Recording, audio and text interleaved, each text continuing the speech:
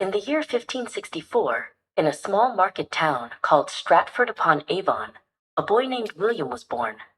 His father was a glover who made fine leather mitts, but William's mind was filled with more than just stitches and hides.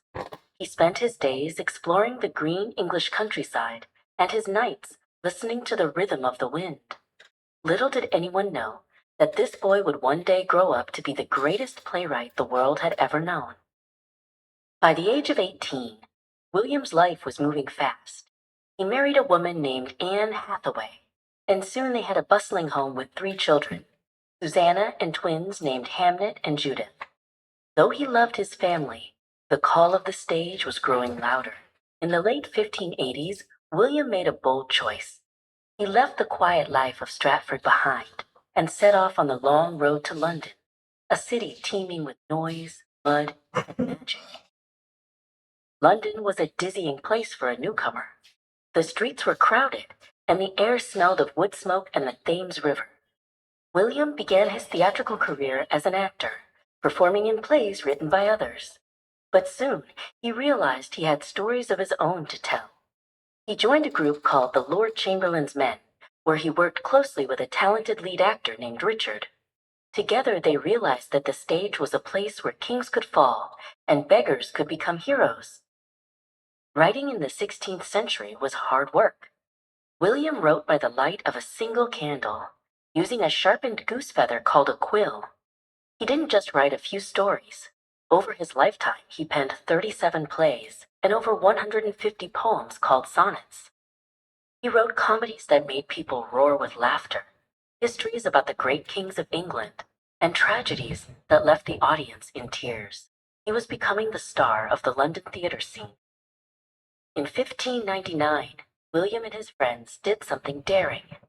They built their own theater on the south bank of the Thames. They called it the Globe. It was a massive, circular building made of timber, and it could hold 3,000 people. A carpenter named Giles helped secure the heavy oak beams. Because it had no roof in the center, the sunlight would stream down onto the actors, making the whole place feel alive. William was more than just a storyteller. He was a word wizard.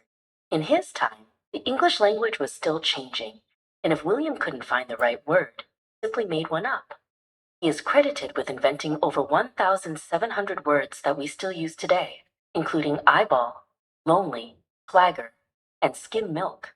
He showed everyone that language wasn't a set of boring rules, but a playground for the imagination.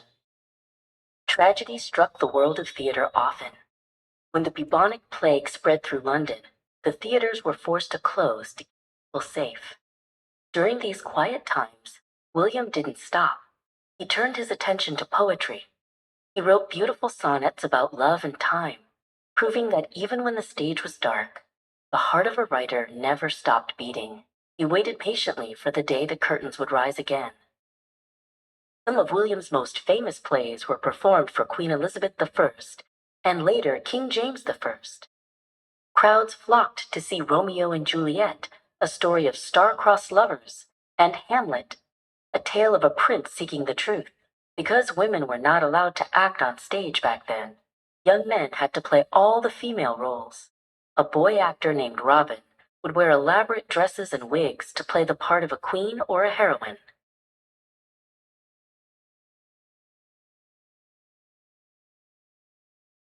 After many years of fame and hard work, William retired to his home in Stratford.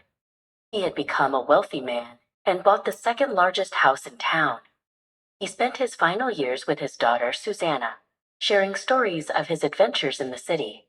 On April 23, 1616, which was likely his 52nd birthday, the great poet passed away. He was buried in the same church where he had been baptized as a baby.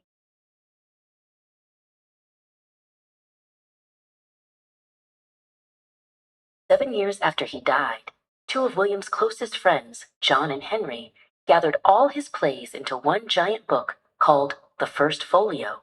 They wanted to make sure his words were never forgotten. Because of their hard work, we can still read his plays today, 400 years later. William Shakespeare taught us that all the world's a stage, and his voice continues to echo in every theater and classroom across the globe.